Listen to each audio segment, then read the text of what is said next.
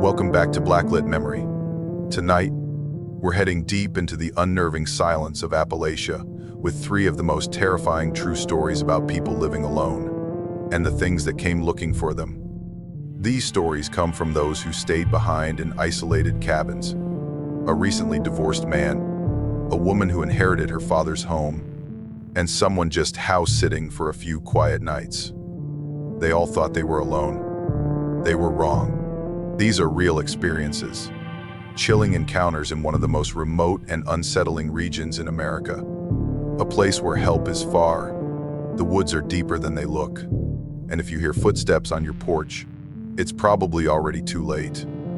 If you're new here, don't forget to subscribe and hit the notification bell so you won't miss any of our horror stories. Now, turn down the lights, grab your headphones, and get ready for the kind of stories that'll make you check your back door before bed. Let's begin. My name is Mark Loden. I'm 33 years old. I live alone in my parents' old house. At the end of a gravel road, nobody drives down anymore. The place sits on the edge of the woods, half swallowed by trees and silence. I moved back in after the divorce, not because I wanted to, but because I didn't have anywhere else to go. The first day, I spent hours pulling off the dusty plastic sheets, waking up the house room by room. It smelled like mildew and old wood, but there was something familiar underneath, like I'd only left yesterday. I hadn't seen my father since I was 20. We stopped talking the day I told him I wouldn't work the mines like him. He passed away last month, quiet and alone, same way he'd lived after my mother died. The lawyer called to say I'd inherited the house. I said yes without thinking. I patched the roof, replaced the kitchen window, and adopted a rescue dog from Clay City. Cooper was part shepherd, part retriever. Smart, loyal, always alert. Every morning I'd take him out to run the back trail, then drive 20 minutes into town for groceries. The days were quiet, lonely, but manageable. March here is strange. Heavy mist, but not cold. Damp air, fresh green, pushing through the dirt. Nights fall quicker than I remembered. I moved my desk into my father's old room, the one with the window facing the tree line. But ever since Cooper started acting strange, I stopped opening the blinds after dark. It started with low growls. Cooper would stare at the back door at night, his body rigid, making this low, tight sound in his throat. Not barking, not quite warning, just watching something I couldn't see. One night around 2 a.m., he let out this long, broken howl. It wasn't loud. It sounded strangled, like something was being taken from him mid-breath. I jumped out of bed and ran downstairs. He was standing at the back door, muscles tense, tail stiff. The door was still locked. The bolt was in place, but Cooper wouldn't move away from it, eyes locked on a dark spot near the fence. I left the porch light on until sunrise. The next morning, I knew for sure I'd locked the door the night before. I remember doing it, clear as day. But I found it cracked open. Bolt slid clean out. I just stood there for a minute, staring, a cold knot forming in my chest. Cooper stayed on the porch all morning. I told myself I'd forgotten. But then it happened again, and again. 3 mornings in a row, the door was unlocked, even when I knew I'd checked it. I started propping a chair against the door before bed. Every morning, I'd find it nudged out of place, like something, or someone, had gently pushed it aside. I bought a new deadbolt, latched it from the inside. 3 layers of locks. Cooper started sleeping in my room, right at the foot of the bed. I stopped going outside after dark. But that night, Cooper didn't bark. He howled, low and awful, like he was mourning something still in the room. I bolted up, heart racing. The back door was wide open. Wind cut through the kitchen like a blade. I ran down, slammed the door shut. That's when I heard it. Creak. The sound of floorboards behind me. I turned just in time to see a shape dart past the doorframe. My chest seized up. I tore out the back, feet slamming down the porch steps, gravel biting my soles. Cooper barreled after me, growling like I'd never heard before. We crashed into the trees, branches slapping my face, legs stumbling over roots. I felt a hand graze my shoulder. It barely touched me, but it was there. Real. I swear it. I hit the ground hard, rolling down a shallow incline. Cooper's growling filled the dark, then faded. I got to my feet, scraped and shaking, spun around. Nothing. Just trees. Mist. My own breath in my ears. I don't know how long I stayed down there, crouched in the leaves. But by the time I made it back to the house, blood was running down my arm and Cooper wouldn't leave my side. We didn't speak, didn't turn on the lights, just sat in the dark, waiting for dawn. The next morning, I drove into town. My eyes burned from lack of sleep. The sheriff wasn't at his office, but the woman working the desk called in a deputy to meet me. He showed up about an hour later and followed me back to the house. We found faint footprints behind the fence line, leading into the woods. Nothing clear, but fresh enough to note. I told him everything. He listened, but I could feel the weight of his silence. "You sure you didn't dream this?" he asked finally. "Or maybe sleepwalked?" "Got it for Ned," I nodded, even though I wasn't sure of anything. There was something in his face, like maybe I wasn't the first person to show up shaken and rambling about footsteps in the dark. He suggested I install some cameras, upgrade the locks, and get some sleep. I did all of it. Bought new hardware, replaced the knobs, reinforced the frame. The back door now had 3 locks, and I stuck motion alarms on every window downstairs. I even mounted a cheap trail cam above the porch. After that, 5 days passed without incident. I checked everything each morning.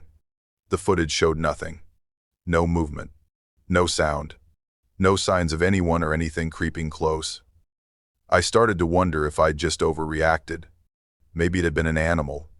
Maybe that fall in the woods knocked something loose in my head. Cooper was calm again. He slept soundly beside the bed every night. On the 6th day, I slept through the night for the first time. No jolts awake. No bad dreams. I opened the window early that morning and let the breeze in. The air was warm. Somewhere in the distance, a woodpecker tapped out a slow rhythm that almost sounded like breathing. That night, I cracked open a beer and sat at my father's old desk. I started writing in a notebook I'd found in his drawer, logging, repairs, and small thoughts. Nothing deep. But for the first time since moving back, I felt something close to settled. Maybe I could actually stay here. Not forever, but long enough to catch my breath. Everything was quiet. Cooper curled up and didn't move. The camera didn't ping. The locks were solid. I turned off the lights and let myself drift. Then I woke up. There was a soft tapping sound coming from the back porch. Just 2 or 3 knocks, delicate and slow. Not urgent, not random, like someone politely asking to be let in. I held my breath. Cooper didn't bark. The camera didn't go off. Nothing else moved. The silence pressed in like a held breath. I didn't turn on the lights. I reached for the knife in the nightstand and stepped carefully down the hall, keeping my weight off the creaky boards. I stopped beside the back door and leaned close to the frosted window pane. Nothing. Still, every part of me screamed to run. Instead, I lifted the hatch in the hallway and dropped quietly into the crawl space beneath the house. I had cleared it out a week earlier, just in case. It was tight, but I could fit. I kept the hatch cracked for air and clicked on the flashlight.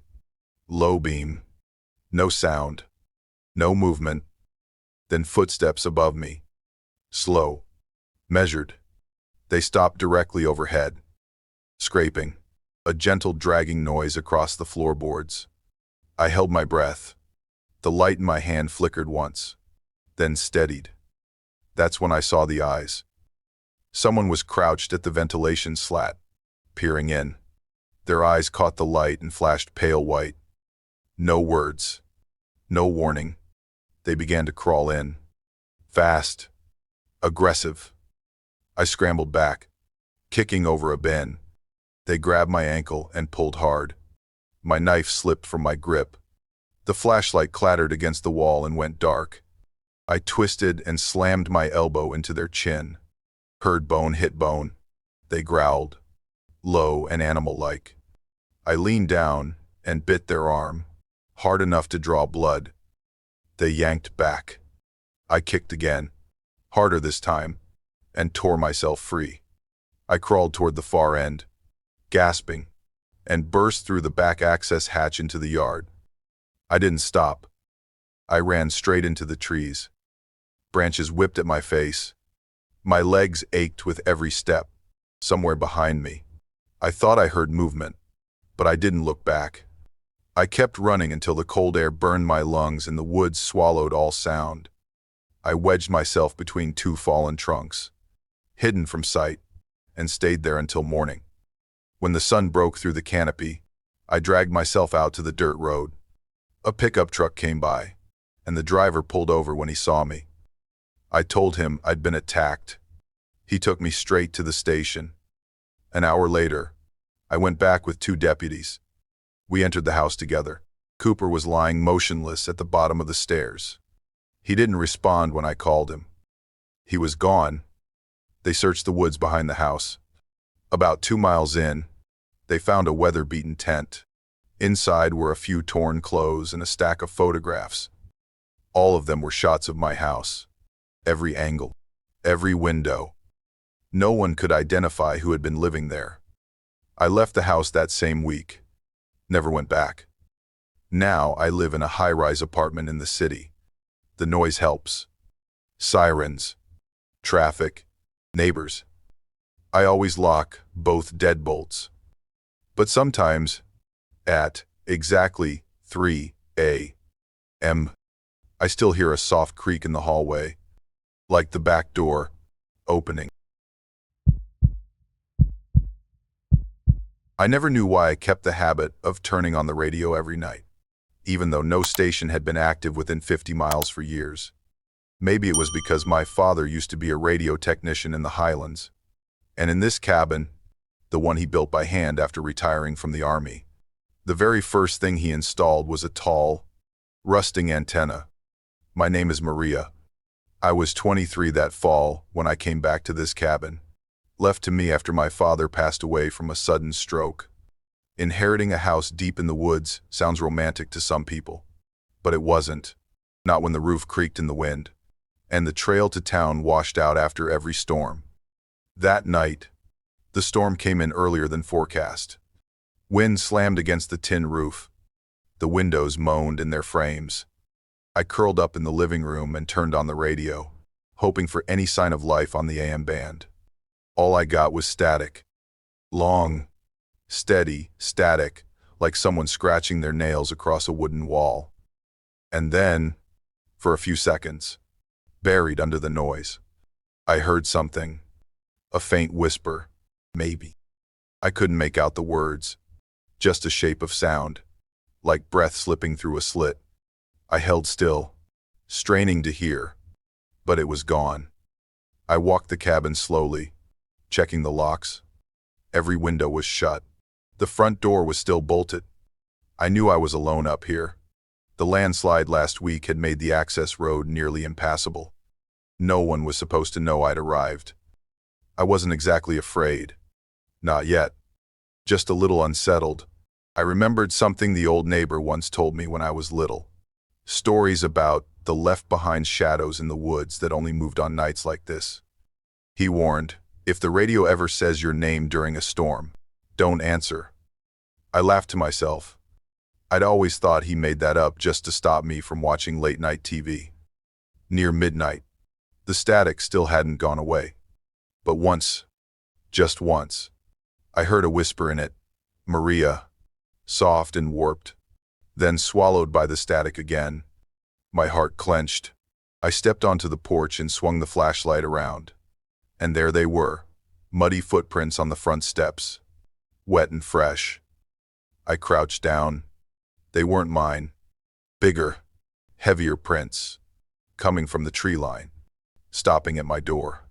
I swallowed hard. It didn't make sense. I'd come here alone.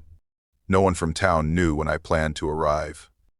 I locked the door tighter, drew all the curtains. Back in the living room, the radio still hummed with noise. But now every little sound stood out. The slosh of rain in the gutters, the creak of trees bending, the knock of something loose against the cabin wall. I couldn't sleep. Around 1 a.m., I heard a knock, soft, on the upstairs window. One knock, then two more. I grabbed my flashlight, trembling, and crept up.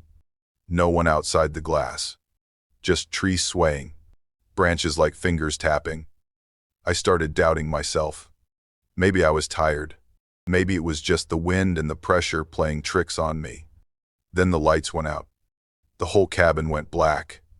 Only the battery-powered radio buzzed beside me in the dark. I sat frozen halfway up the stairs, holding my breath. Then I remembered the last look my father ever gave me, when he told me if the cabin ever lost power, just fix the antenna and things would be fine. But he never mentioned voices in the static. Truth is, I'd heard it once before. When I was a kid, alone in the upstairs bedroom, the radio had whispered my name late one night. I told Dad the next day. He looked at me for a long time and said, "Just a dream." I never thought twice about it. Until now. I was about to lie down when the radio flared, all on its own. M-R-E-A. Opened the door. Clear. Cold. It tore through the static like a knife. I jumped up, ran to the second-floor window. Outside, in a flash of lightning, a shape stood just beyond the glass. Motionless, face hidden. I couldn't see details, just the silhouette of a soaked figure, standing dead still in the rain. The front door rattled. Someone pushing, hard. The wooden lock thudded with each hit. I grabbed my phone, hands shaking. No signal. Nothing. Just no service blinking back at me. I backed into the wall, heart hammering. Then another flash of lightning. The figure was gone. "Maria," it whispered again. Not from outside. This time, from the radio, like it was in the same room. I knew I couldn't run. Not in this storm. Not with the roads gone. Not without a way out. I crept back downstairs, gripping the small hatchet that hung beside the stove, the only thing I had that could pass for a weapon. I dug into a drawer for another flashlight and flipped the backup power switch. Nothing happened. The cabin stayed drowned in darkness, with only the sound of rain and the hiss of the radio buzzing in my ears. I decided to check the back door. If the main entrance was blocked, I needed a way out. Beneath the cabin was a water cellar with a small drain that led into the backwoods. I could hide there if it came to that. Rain was slamming down harder now, thunder cracking like distant gunfire. Lightning flashed through the windows, making the room blink like a dying eye. I threw on a raincoat, opened the rear door, and swept my flashlight across the wet yard. No new footprints, just the same muddy trail I had seen earlier by the front steps. I walked the perimeter, scanning each corner. Nothing moved. No one there. But as I stepped back inside, I froze. Under the coffee table in the living room was a small radio, a different one. The backup radio I had packed in my upstairs bag. I hadn't put it there. I crouched down and picked it up. My hands were ice cold. My heartbeat was back in my throat. Someone had come in, placed it there, and left without a sound.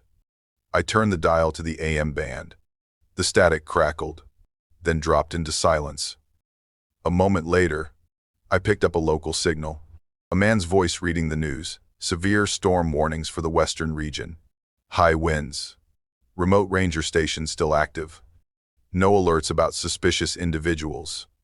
No warnings about break-ins. I sank into the armchair and exhaled. Maybe it really was just stress messing with me.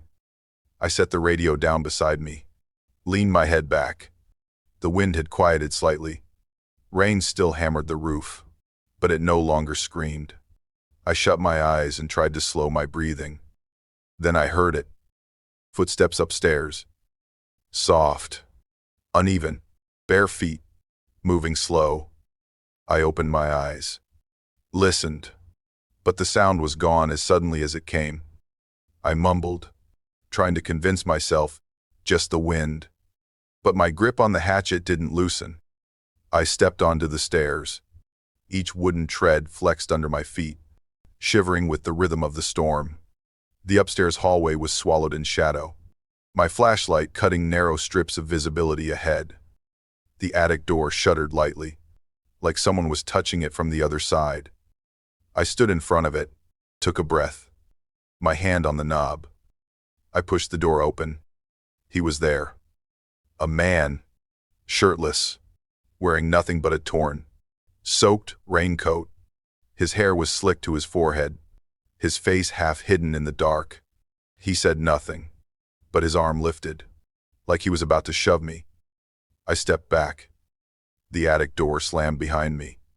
He lunged, shouldered the second door hard and pinned me to the wall. I screamed and thrust the hatchet forward. A flash of lightning lit up his face. One eye, bloodshot, raw, half his face caked in dried mud and scratch marks. His lips barely moved. No words, just one sound, hissed between clenched teeth. Maria. I shoved him hard, the blade of the hatchet scraping his shoulder. He didn't cry out, just staggered one step back, silent like stone. I didn't wait. I ducked under his arm, burst through the doorway, and sprinted down the hallway, boots slapping wet wood. The front door was ahead. I threw it open and ran into the storm. Rain hit me like glass. Thunder rolled above. I didn't look back. I just ran. My heartbeat filled my ears. Wind clawed at my collar like hands trying to drag me back. I crossed the muddy yard, aiming straight for the tree line where low shrubs marked the edge of the slope. I slid down a patch of soaked earth, crashing into the ground behind a pine bush, and finally turned around. No one was following me. No footsteps, no doors creaking. I pressed myself low behind the branches, barely breathing. I squinted through the rain. At the cabin's front porch, a figure stood, still, watching. He didn't move toward me, didn't follow, just stood there, facing my way. I couldn't make out his face or limbs, just a silhouette, soaked and motionless. I couldn't tell if he saw me or not. He stood like that for what felt like minutes. Then, like smoke thinning into the rain, he vanished. No turning, no stepping away, no retreat, just gone, as if he'd never been there. I didn't move the rest of the night. I stayed hidden, soaked to the bone, limbs stiff with cold. I never looked away from the cabin. At one point, I thought I saw a flicker of movement through the upstairs window, but I couldn't be sure. My eyes burned. My body trembled. I couldn't convince myself it was over. Only when the first light cracked the horizon, when the rain slowed and the fog began to lift, did I finally shift my body. I crawled out from behind the bush, numb and dazed, and made my way back toward the cabin, one cautious step at a time. The front door was still open. No one there. I crept inside, hatchet still in hand, ears straining. Nothing. No sign he'd ever come in. I collapsed onto the porch step, soaked and shaking, breath heaving like I'd outrun death itself. If I'd been 1 second slower, if I'd slipped, I don't even want to imagine it. Morning had fully broken. Sunlight angled across the trees.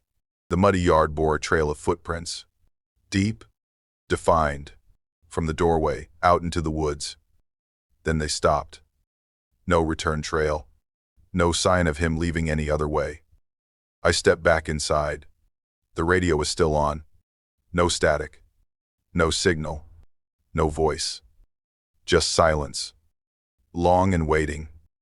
I turned toward the window. At the tree line, in the breaking light, a figure stood beneath the trees. Maybe it was just a shadow. Maybe my eyes were playing tricks on me. But when I blinked, it was gone.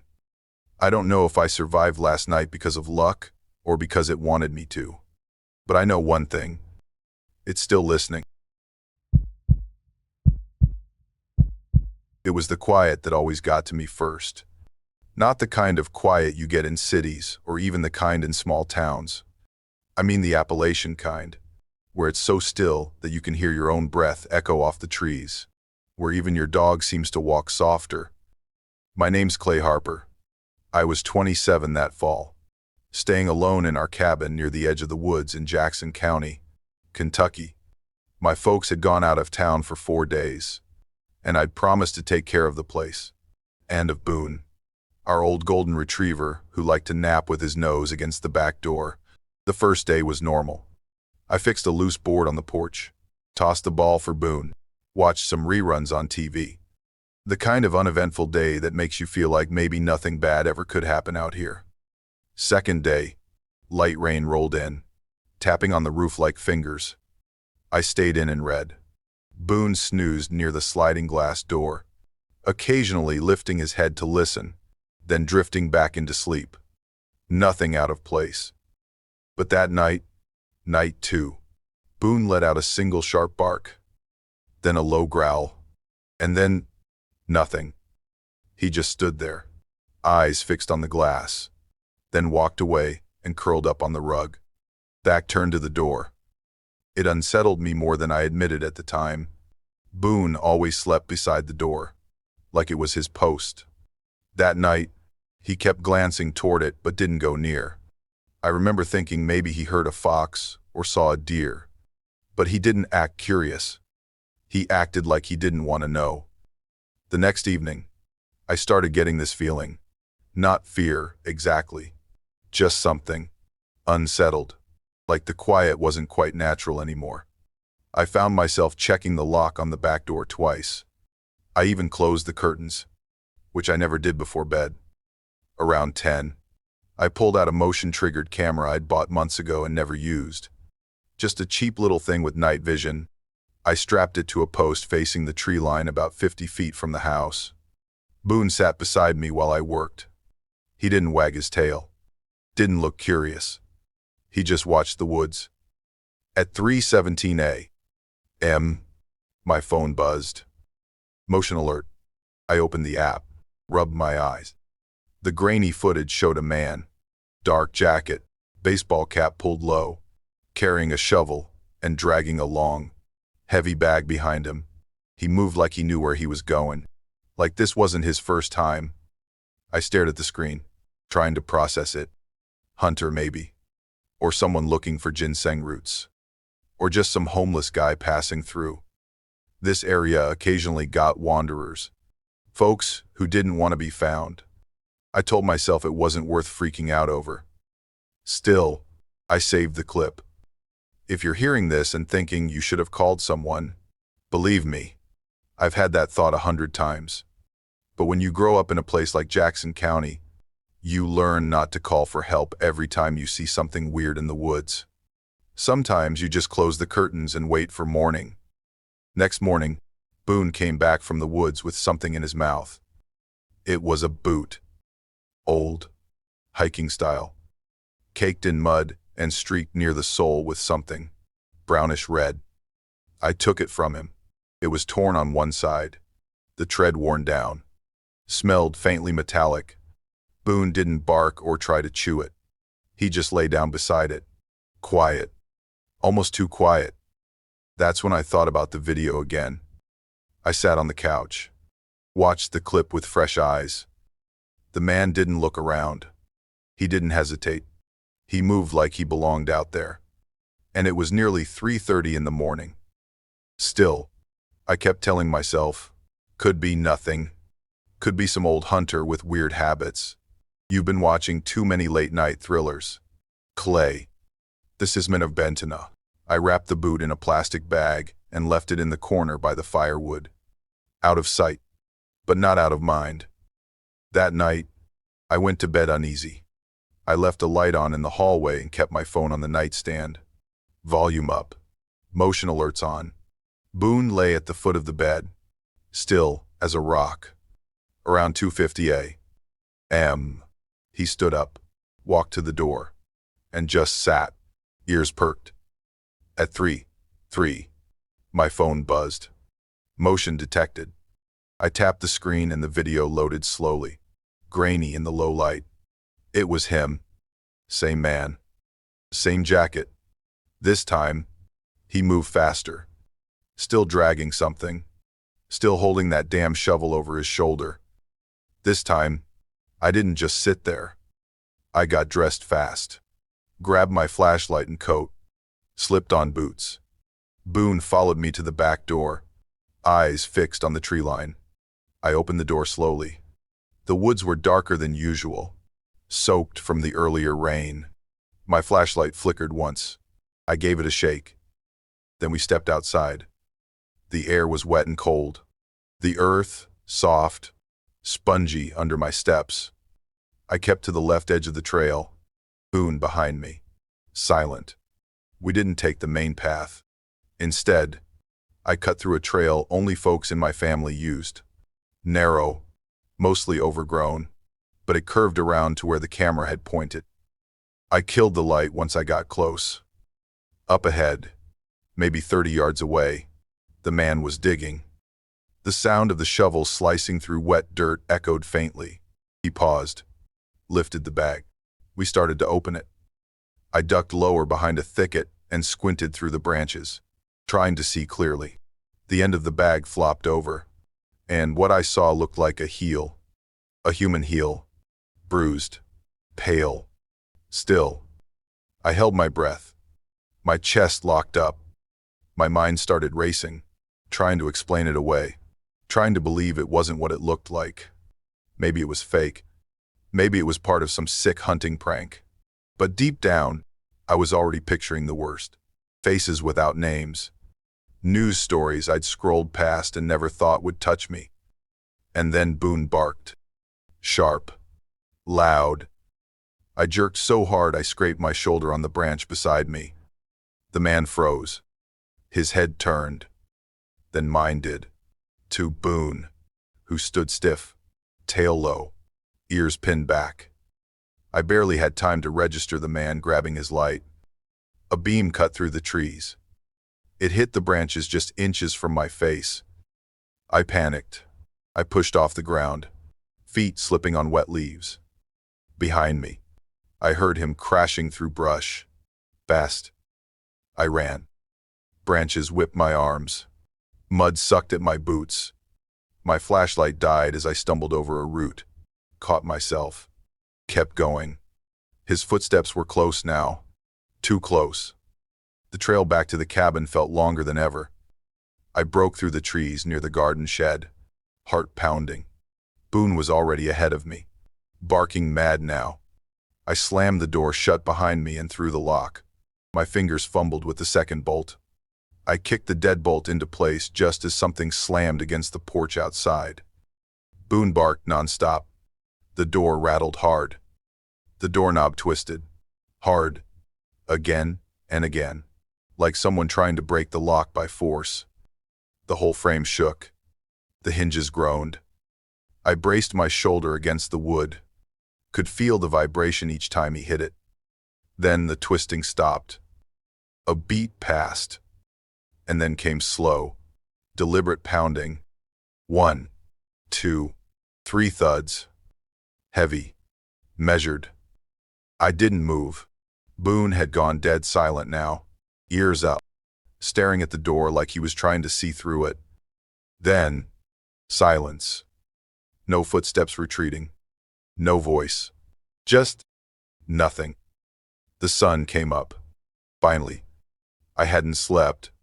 Around 7, I called the county sheriff. They came out with a ranger and checked the spot I'd seen in the woods. There was a hole, freshly dug. They found shoe prints, but no bag. Nothing left behind, no signs of a body. I showed them the camera footage. I told them what I saw. They took my statement, nodded a lot. but nobody was arrested, and I didn't get a follow-up call. From then on, I stopped walking Boone near the tree line. At night, I kept the lights on in every room. I double-checked each lock, then triple-checked. I wouldn't stay in the house alone anymore. Not after dark. Not unless I had someone with me. Boone never barked at that door again, but he never went near it either. I used to think I knew the woods behind our house like the back of my hand. But now I know.